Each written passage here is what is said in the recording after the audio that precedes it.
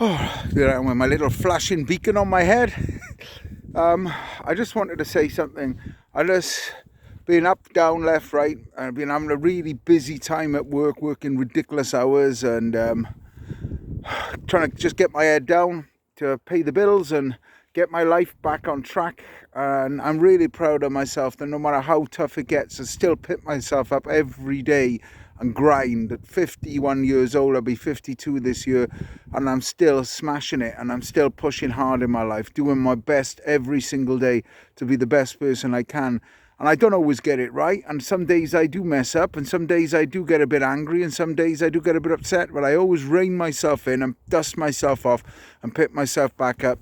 And now I'm up on the top of a mountain riding my bike, even though I felt like a little bit like shit today. I'd worked loads of days in a row. Then I am with my bike, absolutely stinking. Look at this path, look at that, amazing to be up here.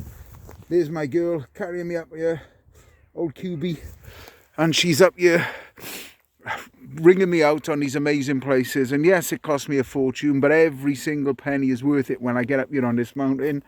And I've had a good ride. I've just ridden all the way up over the top of that mountain, all the way over there, all the way down past the council offices, all the way up around over the viaduct in Engoyd. I'm back up now, and I'm on the top of the mountain by the Wenalt, which is that big thing. And I'm going to ride all the way down here, back over the back end of the mountain, by which is in between Bedwas and Llanbradach. We used to call it the Brad Mountain, they call it Bedwas Mountain. Depends which side you live. And then I'm going to go home and have a nice Sunday dinner. Oh man, and I think I'll have a little bit of a soak in the bath. I think I deserve it today. I've worked so hard this last couple of weeks.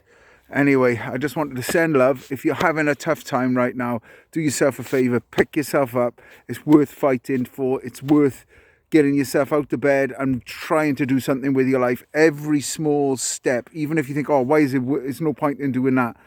Well, actually, it is a point in it, because every single step, you don't know what result, and you don't know where it's going to take you, and you don't know how much it's going to benefit you. Just those small things you do every day could gradually mount up to big things and transform your life. So start this year and let's get through this. We're right at the end of this whole COVID fiasco, and half of it has been bollocks and the other half of it has been true, and it's been over marketed by the government, and they've used fear and everything against us. And I knew us as a human race, we would pull through everything, and we always do pull through it.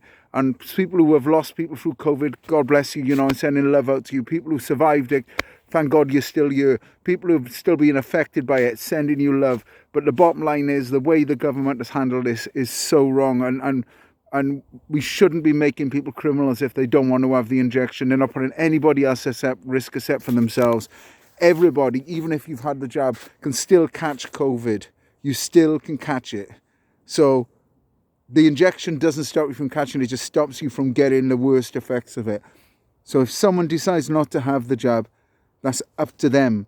But they shouldn't be ousted out of society, and they shouldn't be pushed back out of society. It's illegal. It is illegal to make someone a criminal and to make someone not be able to live their lives just because they don't want to have a jab. They don't put any of us at risk. They only put themselves at risk, because they're the ones that are going to be getting ill with it. I've had my 3 jabs, and if I met someone that didn't have them, I would respect them for their views. That's their choice, it's their body. They should be able to do what the hell they want to with it. So the government are telling people you can't take drugs, or you can't do this, you're not allowed to do that, and they deem you a criminal for wanting to do what you want to do with your body. That's bollocks. Absolute bollocks. You are not a free man until you can decide what you want to do with your own body in your own spaces, if you're not doing anybody else any harm with it.